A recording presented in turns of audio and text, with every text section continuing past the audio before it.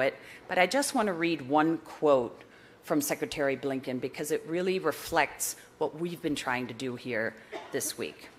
He said recently, "We have a vision that is clear and unambiguous of what we'd like the world to become: free, secure, open, and prosperous." And that's a cliche, but it actually means something to all of us. So without further ado, let me welcome Tony Blinken to the stage. And to moderate that conversation, we have our very own Mary Louise Kelly.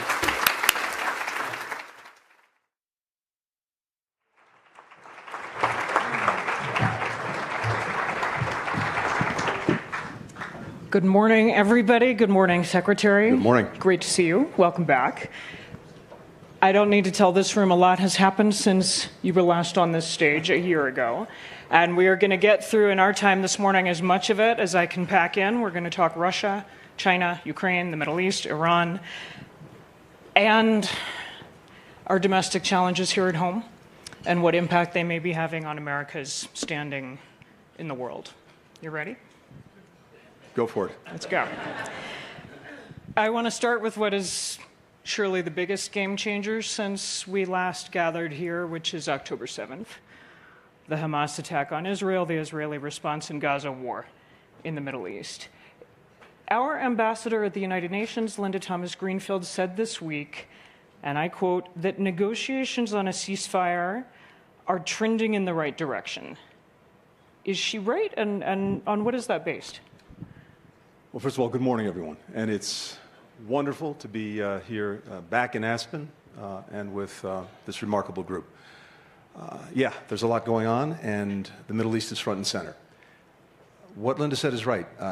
I believe we're inside the 10-yard line and driving toward the goal line and getting an agreement that would produce a ceasefire, get the hostages home, and put us on a better track to trying to build lasting peace and stability. And again, on what is that based?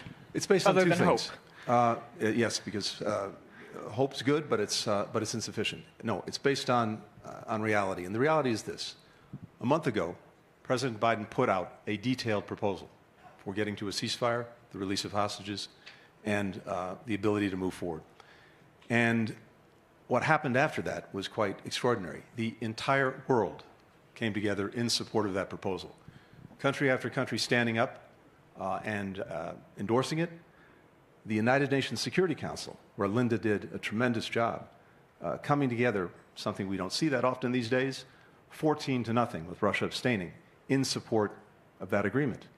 And the result was, after a lot of pushing and diplomacy in the weeks after that, we have an agreement to the framework the President put out by both Israel and Hamas.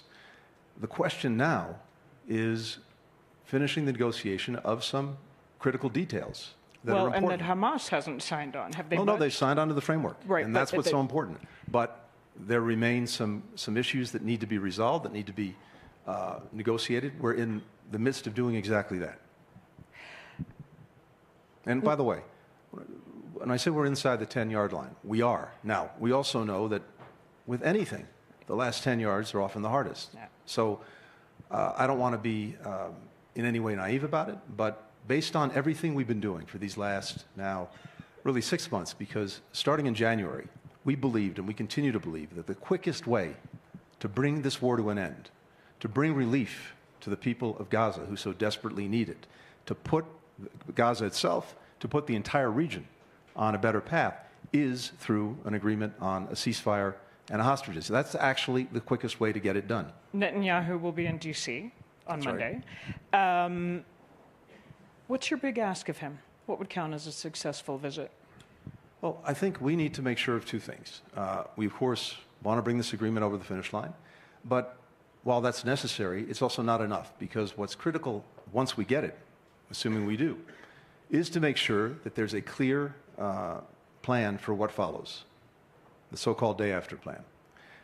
Because what we can't have is this. What we can't have is an agreement that's followed by some kind of void that will either be filled, if it's there, by Hamas coming back, which is unacceptable, by Israel prolonging its occupation of Gaza, which they say they don't want to do, and is unacceptable, or just having a vacuum that's filled by lawlessness, that's filled by chaos, which we see in so many parts of Gaza right now, which is also inimical to actually helping people who desperately need it. So, making sure that we have a plan in place, which we've been working on also every single day with Arab partners, with Israel, with many others, for governance, for security, for humanitarian assistance, for reconstruction, that's critical. And I imagine the discussions with the Prime Minister will center around that. And have you figured out how to deal with Netanyahu? I mean, the administration has tried the bear hug, unwavering support.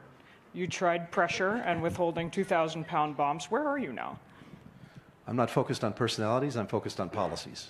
And we want to make sure as we go forward with anyone, whether it's our Israeli allies or anyone else, that we reach agreements on the concrete steps to be taken to move whatever it is we're trying to move forward. I'll ask it a slightly different way. Have you figured out what Netanyahu wants? Do you give any credence to the view among many analysts in Israel that he would actually kind of like to slow walk or even thwart a ceasefire and hostage deal because the far right in his coalition oppose it and it could cost him his job?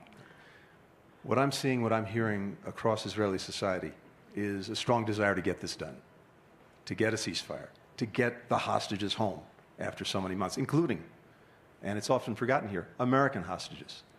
I've met with the American hostage families and other hostage families, I don't know, 10, 12 times. So the president has, Jake Sullivan has, many others in our administration have. So this is real and personal to so many of us, but for the Israeli people, bringing people home is their number one priority. And I believe getting a ceasefire is something that most Israelis support.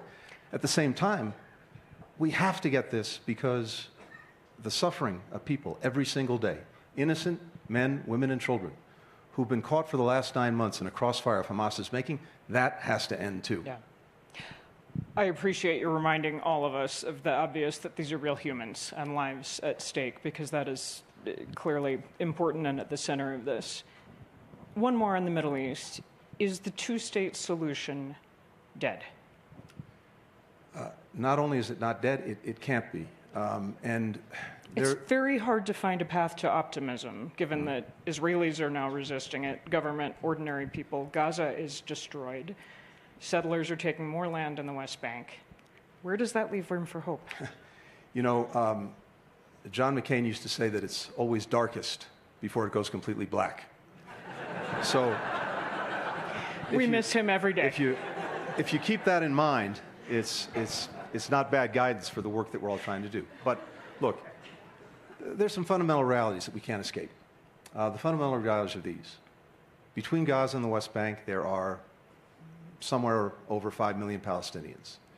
There are about 7 million Israeli Jews. Neither is going anywhere. Palestinians are not going anywhere. The Jews are not going anywhere. There has to be an accommodation, but an accommodation that does two things. That brings lasting peace and lasting security to Israelis who so desperately want it and need it, and fulfills the right to self-determination of the Palestinians. Now, with any right comes responsibility. Responsibility to build a state that would not be a threat to Israel, that won't be a Hamas-stan, that won't be like Lebanon with Hezbollah actually dominating the country. So there are important things that would need to happen in order for a state to be realized. But I believe strongly that, yes, that has to be the future. And by the way, the two strongest opponents of a two-state solution, who are they? Iran and Hamas. So the strongest possible rebuke to both Iran and Hamas would be the realization of two states. At every step along the way in the history of this, you go back to the Oslo Accords. Who tried to disrupt the Oslo Accords? Hamas. When the Arabs launched the Arab Peace Initiative and were moving toward recognition of Israel, who unfortunately effectively disrupted that? Hamas, with one of the most horrific terrorist attacks before October 7th that we've seen in Israel. So if you look at the logic of this, it's compelling. And there's something else, and I'm sorry for going on, but I think it's important. There is a different future. And we've seen its outlines in an almost embryonic form, but it's there. A different future for Israel that realizes maybe its number one objective since the founding of the state, and that is its acceptance in the region, having normal relations with all of its neighbors. Yeah. We see that through the work that we're doing on normalization. We saw that when Iran attacked Israel. And for the first time, a direct attack from Iran on Israel, the United States, but not just the United States, European countries and countries in the region came to Israel's defense. So we can see a future where Israel is integrated in the region, it's more secure, the Palestinians realize their aspirations for a state, and the enemies of that future, Iran and its various proxies, are isolated. Thank you for making the case for hope. Iran, you mentioned, stay there. They just held presidential elections of their own. What opportunities do you see with this new reformist President Pezeshkian? Well, I think we'll, of course, look to see what policies Iran pursues. But the reality is, the bottom line is the supreme leader continues to call the shots. So I can't say that we have any great expectations, but let's see what he and his team actually do once they're in office. As you know, when this administration came in, we tried to pursue, again, nuclear diplomacy with Iran, because if you can at least take one problem off the board, which is Iran potentially with a nuclear weapon, that's inherently a good thing. We had, as you know well, an agreement reached during the Obama administration that actually put Iran's nuclear program in a box. And one of the biggest mistakes that we've made in recent years was throwing out that agreement and allowing Iran to get out of the box that we put it in. So we were testing the proposition about whether we could at least recreate something that looked like that. Every time I've interviewed you as secretary, I have asked you the same question: is U.S. policy still that Iran must not be allowed to get a nuclear weapon? It is. Which is what you always answer. And then I always ask, so how are you going to stop them? How are you going to stop them? Well, by far, the preferable way to do it would be through diplomacy. Where we are now is not in a good place. Iran, because the nuclear agreement was thrown out, instead of being at least a year away from having the breakout capacity of producing fissile material for a nuclear weapon, is now probably 1 or 2 weeks away from doing that. Now, they haven't developed a weapon itself. 1 or 2 weeks. That's 1 or 2 weeks is probably what the realistic breakout time is. They haven't produced a weapon itself, but that's something, of course, that we track very, very carefully. And you put those two things together, the fissile material, an explosive device, and you have a nuclear weapon. So we're focused on that. What we've seen in the last weeks and months is Iran that's actually moving forward with this program. So the first thing we need to see, if Iran is serious about engaging, is actually pulling back on the work that it's doing on its program. Second, we, of course, have been maximizing pressure on Iran across the board. We've imposed more than 600 sanctions on Iranian persons, entities of one kind or another. We haven't lifted a single sanction, and we have much closer coordination now with European partners. That gets to my question, though. You're applying every tool in the toolkit, and yet you just told us they are moving forward. Well, they're moving forward in terms of the capacity to break out in producing fissile material. Yeah. We're looking very carefully at anything they might be doing on weaponization. But it's important here as well to make sure that in doing this, we're acting in close concert with partners in Europe, in the region. And we've built that kind of approach in ways that we didn't have a few years ago. Ukraine. I'll start with the cause for hope. NATO has recently expanded military support. A lot of the ammunition shortages have been addressed. Dozens of F-16 fighter jets are on their way to Ukraine. They're expected to be operational this summer. How do you ensure that U.S. aid to Ukraine continues if there is a change in the White House? Or to put it more bluntly, how do you Trump-proof aid to Ukraine? Well, I think it's important to note two things. First, and it's always important to start here, Vladimir Putin's already failed. He's failed in the objective he set, which was to erase Ukraine from the map, to end its existence as an independent state, to subsume it into a greater Russia. That has failed, and it cannot succeed. Now, the measure of success for Ukraine, given Russia's failure, and of course, so many other losses that came with that, the fact that for Russia now, it's lost its energy market in Europe, it's facing a NATO that is stronger and larger than it's ever been, and no one could have imagined 3 years ago that Finland and Sweden would become members of NATO. Across the board, virtually everything is a strategic matter that Putin has sought to prevent. He's precipitated by his actions. The question now is, what constitutes success for Ukraine going forward? And I think the answer is straightforward. It's a Ukraine that is strong, that's independent, that's increasingly integrated with the West, and that stands on its own feet, militarily, economically, democratically. And we have Ukraine on that trajectory, even as we're working to do everything we can to make sure that it has what it needs to deal with the ongoing Russian aggression. We're also helping Ukraine build this plan, program for the future. Now, a lot has already gone into that, and yes, it will continue to need resources. But I think if people look at the logic of this, we've seen a strong bipartisan majority in both houses of Congress for supporting Ukraine. I believe that support is still there. Any administration, I think, will take account of that. And any administration has to ask hard questions. If we stop, if we reverse ourselves, if we let Ukraine down, what will Putin do? He will then really resume the aggression and possibly have a chance of succeeding where, for now, he's failed. He won't stop at Ukraine. He's likely to go at other countries in the region, including NATO allies and other would-be aggressors far afield from Ukraine, far afield from Europe. They're taking lessons from this too. My question again, is there anything you can do to try to lock in now, in July 2024, to ensure that the U.S. continues to honor the obligations and commitments it has made, no matter who is running things a year from now? So we've done a number of things. And look, every administration has an opportunity, of course, to set its own policies. We can't lock in the future. But just a week ago, at the NATO summit, we had more than 20 countries come together on the margins of the summit to announce that they had negotiated and signed 10-year bilateral security agreements with Ukraine. And that means that all of these countries, including the United States, have committed to help Ukraine for the next decade, build up its deterrent capacity, build up its defenses. Now, if we were to renege on that, I suppose that's possible.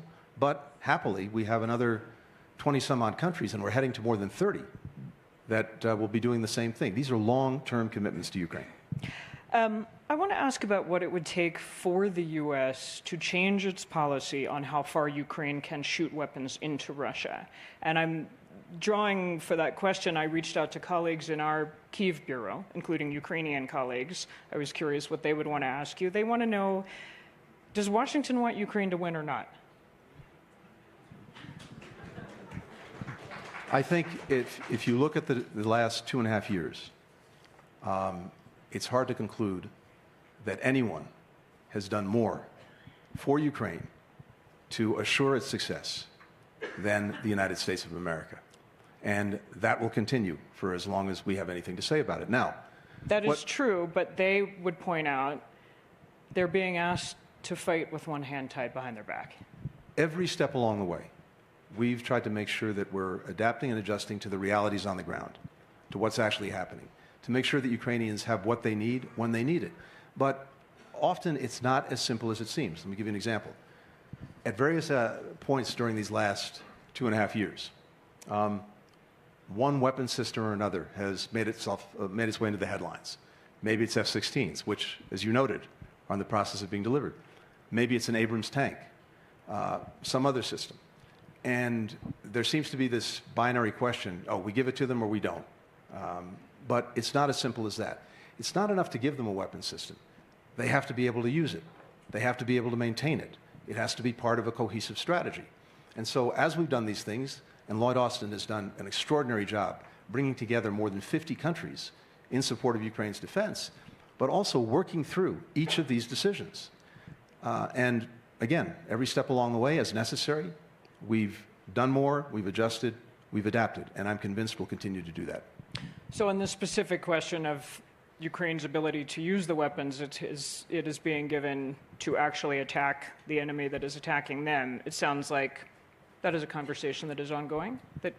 There's always an ongoing conversation. Yeah. Okay. Why not make crystal clear Ukraine has a place in NATO?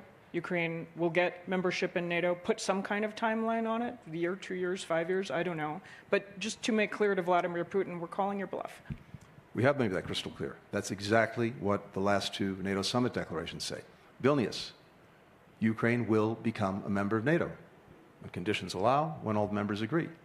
In this summit, we've talked about the irreversibility of Ukraine's path to NATO. And more than that, I think it's easy to look at the language in a summit declaration and maybe harder to understand what's actually happening in a practical way. We were really determined with this summit to build a bridge to Ukraine's NATO membership because, again, you have to do this in a deliberate, methodical way to make sure that any country coming in is prepared to assume the responsibilities of membership, contributes fully to the alliance, and meets the various requirements. So this last summit really put in place a bridge for Ukraine to go across. For the first time ever, we've stood up a dedicated NATO command whose purpose is basically to help Ukraine cross that bridge. We've never done that before. So I think the direction is clear. And if you're in Moscow... The timeline is TBD, but after the war ends... The timeline ends. is based on meeting the various requirements, but I'm convinced that what we put in place will help Ukraine do that quickly. I want to ask about Americans detained in Russia, including Evan Gershkovich of the Wall Street Journal, who was sentenced this morning to 16 years in prison. Also, Vladimir Karamurza, who was awarded the Pulitzer Prize this year for his columns for the Washington Post. How do we bring them home? I think you had Roger Carstens here a couple of days ago. Roger, his team, every single day are working to bring unjustly detained Americans home wherever they're held. And of course, when it comes to Evan, when it comes to Paul Whelan in Russia, other Americans, we're working it quite literally every day, looking to see what we can do to get them home. We've had a rather extraordinary track record over the last 3.5 years of doing just that, bringing some 30 Americans home from different places around the world where they were being unjustly detained. All I can tell you is this. We're working it. We're working it as we speak, and we're not going to stop until we get Evan home, we get Paul Whelan home, until we get others home.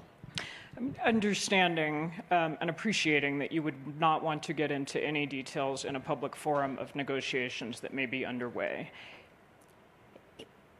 is Putin, and many other bad actors in the world, but let's stick with Putin, is he just waiting out Biden? Like, why would he cut a deal on Evan Gershkovich now when it's such a huge bargaining chip for him with the next administration? Well, you're right. I'm not going to get into the details. Look, any effort to bring any American home is going to be part of a process of back and forth, of discussion, potentially of negotiation. And depending on what the other side is looking for, they'll reach their own conclusions about whether it meets whatever their needs are, and we can bring someone home. And I don't think that's dependent on an election in the United States or anywhere else. Okay.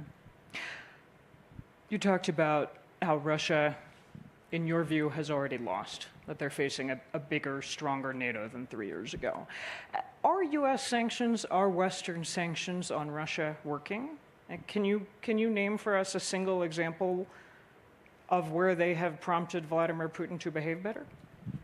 I think we make a mistake if we look at the question of whether a sanction has succeeded solely on the question of has it immediately changed behavior. Because what we know is this. The sanctions that we've been able to impose, and not just us, dozens of countries around the world in an extraordinary coordinated effort that actually started before the Russian invasion of Ukraine. When we saw it coming, we got prepared. We brought countries together. We planned out what we were going to do.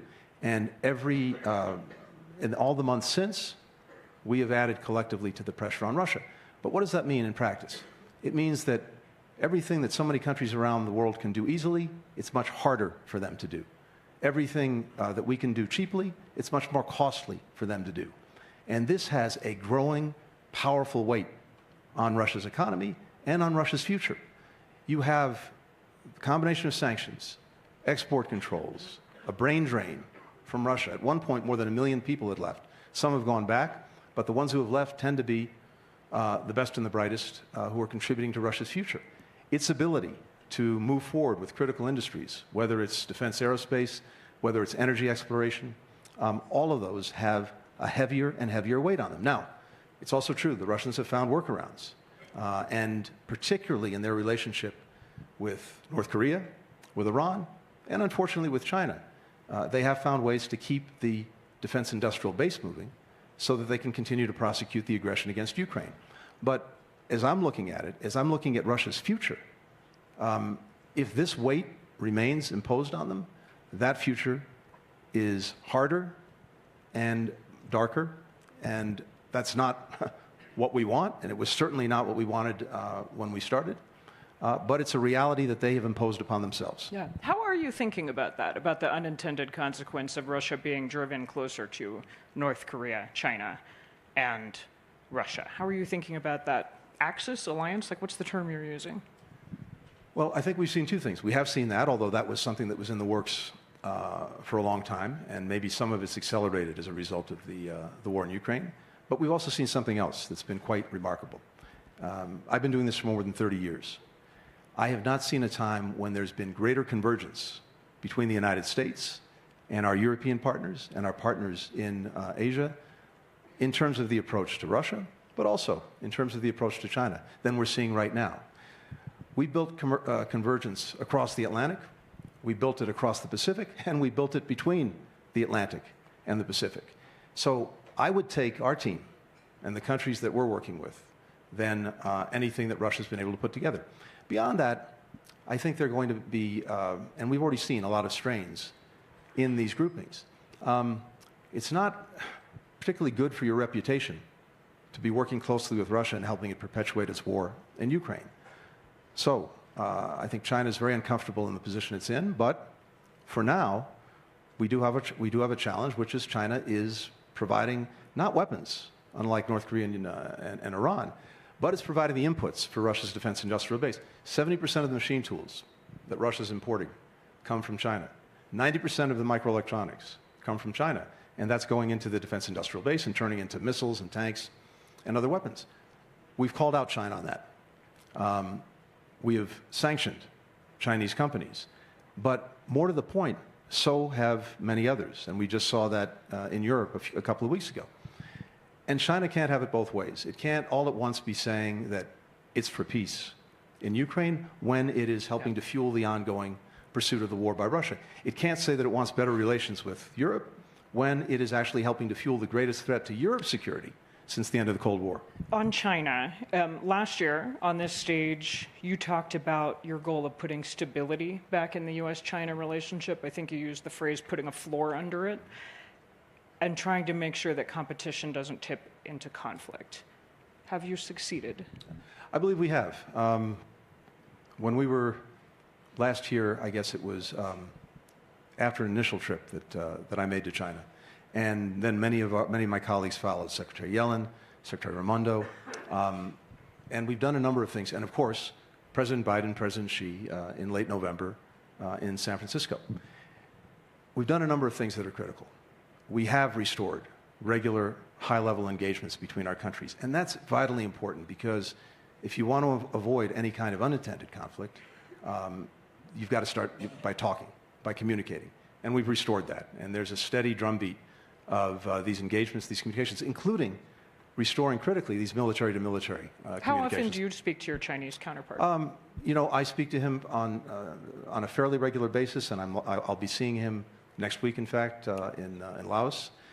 But that's important. But it's important for two reasons. It's important, first, to make sure that, again, we have clarity and we're not getting into something that's unintended.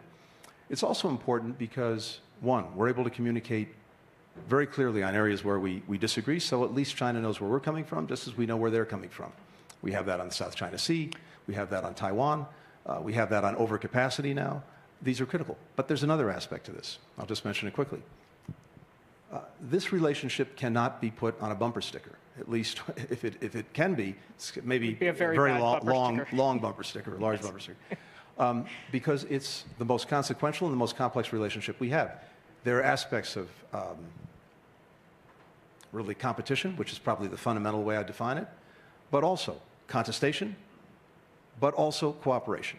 And we found places where it's in our mutual interest to actually cooperate, even as we're competing very vigorously for the future and shaping the future. Fentanyl is one of them. Yeah. Single number one killer of Americans between the ages of 18 to 45. 40% of Americans know someone who died from an opioid overdose. We've, of course, been going at this for a long time and trying to make sure that when it comes to the chemical precursors, the ingredients that go into making fentanyl and that are mostly now manufactured in China for perfectly legal reasons, but then get diverted illegally, come to Mexico, get synthesized into fentanyl, come into the United States. We've wanted to make sure that China is actually doing what it needs to do to curb the flow of those precursors. And this is something that President Biden negotiated with President Xi when they met in November in San Francisco. We've now seen it's a good start, but it's not enough. Cooperation, finally, on doing just that. On Taiwan, China has signaled pretty aggressively. It hates Taiwan's new president. This spring, they mounted bigger than ever military drills, simulating a blockade. How worried, just quick update in this moment, how worried should we be? How worried are you about developments in the Taiwan Strait?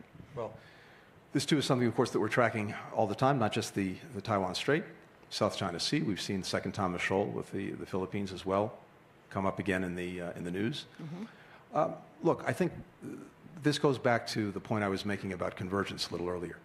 One of the things that we've done is in sort of building bridges between Europe and Asia and thinking about the big challenges that we face, is raise the recognition far away from the Taiwan Strait that if there were to be a crisis over Taiwan, it would be a crisis that affects quite literally everyone in the world, not just the immediate neighbors. 50% of commercial cargo traffic goes through those straits every day. 70% of the semiconductors that the world relies on manufactured in Taiwan. So we've now seen over the last year and a half, a chorus of countries from far afield really impressing about China the imperative of not having a crisis, not stirring the pot, not disturbing the status quo, preserving peace and stability. The more you have that collective weight on China, I think the more they're likely to not lead us in that direction. Speaking of convergence, of connectivity, this huge global outage underway that I think is sabotaging all of our flights out of Aspen right now as we speak. Is that a bad thing? There's that. We may all be on your plane on the way home this afternoon, current rate. What's your understanding of what happened? And I guess the bigger picture, what does it tell us about our vulnerabilities? That a software update can blow out flights worldwide and many other things this morning. Well, my best understanding is it was exactly that. There was some kind of glitch in a software update. This was not to the best of my knowledge now, a malicious attack of any kind. But look, it does underscore some very basic things. We have to continue to build resilience in our systems. We have to continue to build redundancy. We have to continue to diversify so we're not reliant as best possible on any single point of failure. That's something we've been very much engaged in. We've been doing that with supply chains across the world, building coalitions of countries to make sure that we're coordinating on supply chains, building new ones, and making sure that if we see a problem, we can address it immediately. Yeah. On challenges to our democracy here at home, I remember interviewing you when you were a baby Secretary of State, February 2021. You just started the job, and you were speaking about the importance of advancing American values worldwide. And I asked you, is that harder when our values are under siege here at home? Which sadly feels like a very relevant question again. When you speak with your foreign counterparts, are they worried about instability here at home leading to instability everywhere? Well, first, I think many of our friends and partners share the horror that I think every American felt at the attack on former President Trump, at the attempted assassination, at the killing of an incredible family man who lost his life trying to protect his family. And for Americans, you know, we say that political violence is unacceptable, and of course it is, but it's also been a thread in our history, as everyone knows all too well, and something that each and every time you hope is the last time that we see it. But for me, going around the world and talking to people about this, I think the greatest strength that we bring to a crisis of this kind, to an attack on our democracy at home, even to the divisions that we have at home which are real, which are profound, is the way we approach them, is what we actually do in response.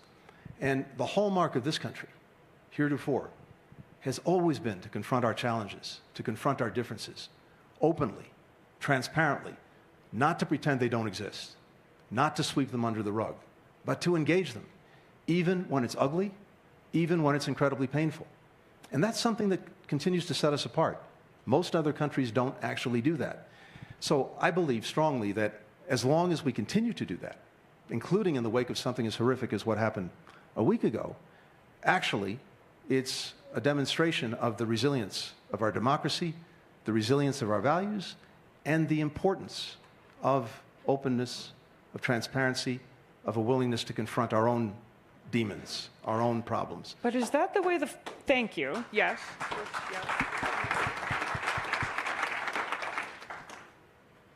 Is that the way the foreign leaders you're interacting with see it?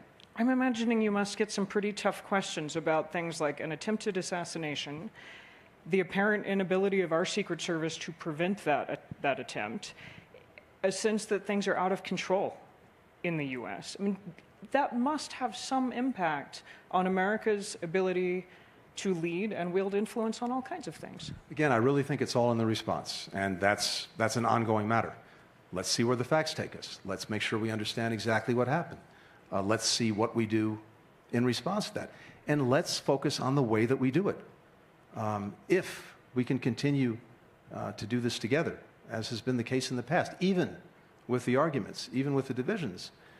Look, every single time up to now, even when we've had these terrible moments in our history, we have managed to emerge on the other side, and usually stronger and better off. Now, it's no guarantee for the future, but again, I feel strongly, as long as we continue to confront these challenges directly, openly, transparently, we'll get through them. A question that I put to Bill Burns on this stage last year that I want to put to you. What should we be focused on that we are not? I've just asked you about the Middle East and Russia and Ukraine, and is there a place, an issue, a country, a person that journalists should ask you about and we don't? Well, you know, if I gave you an answer to that question, that would mean that I'm sort of tipping you off to a real problem we have that we don't want to talk about because the answer is too complicated, and then I get myself in trouble. Go ahead and tip us off. But nonetheless, no, I think, look, most of the challenges are readily apparent, and there's some places that are not getting the attention that they probably deserve because there's only so much that people can digest. Sudan, right now, is probably the worst humanitarian crisis in the world.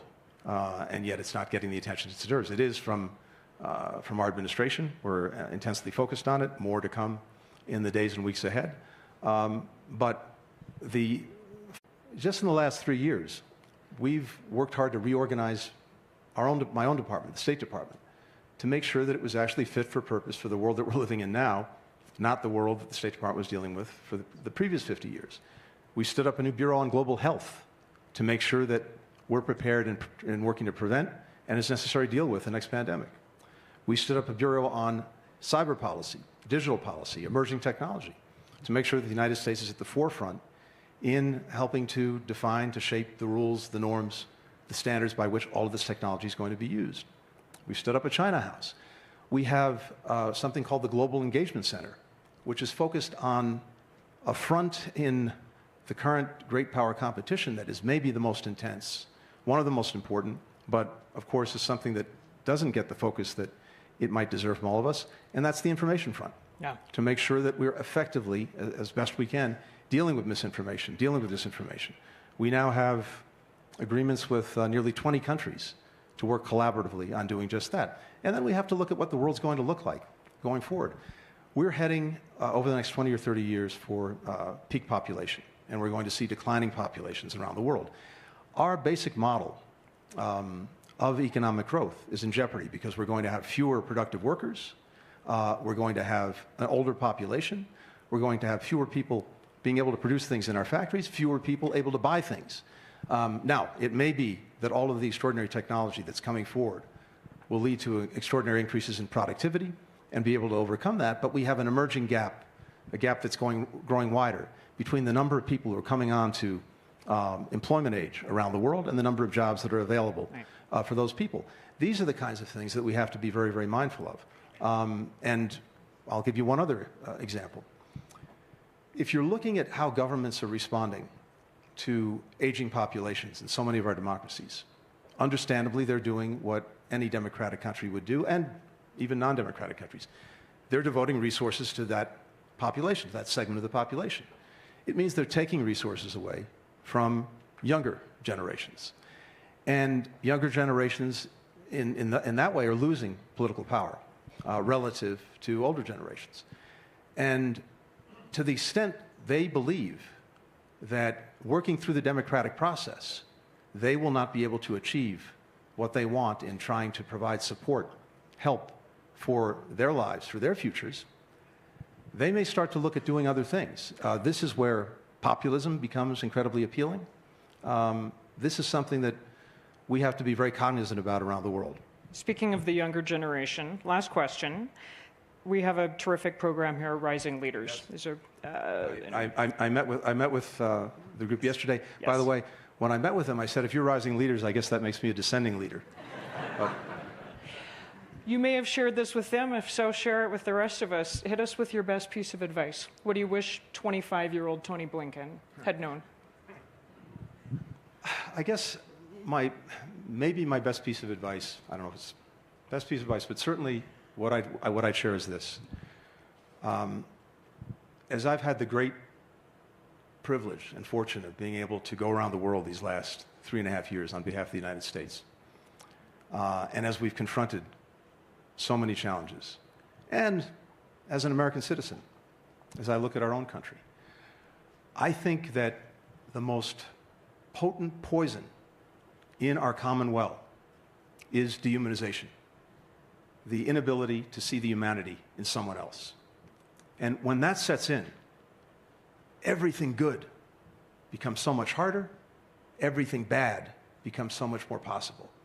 So my biggest piece of advice to anyone who's engaged in public policy, anyone who's engaged in a debate about any policy, is focus on the humanity of the person on the other side of the table. Understand where they're coming from, what they're all about, what their aspirations are. Recognize how much we actually have in common underneath all of these differences. If we put the focus there, if we end or minimize the terrible dehumanization that we see in so many places around the world, then I'm more than convinced, I know that the best of humanity is not only possible, it's what will happen. If we fail, if we don't do that, then what is a very dangerous world is going to get a lot more dangerous. And what is divided societies in so many places will become even more divided. And that will be a loss for everyone. But I've seen these bridges being built in so many places that I go to. I've met so many people who are doing that every single day, that are people who are finding the humanity in the other. So to me, that's our most important challenge.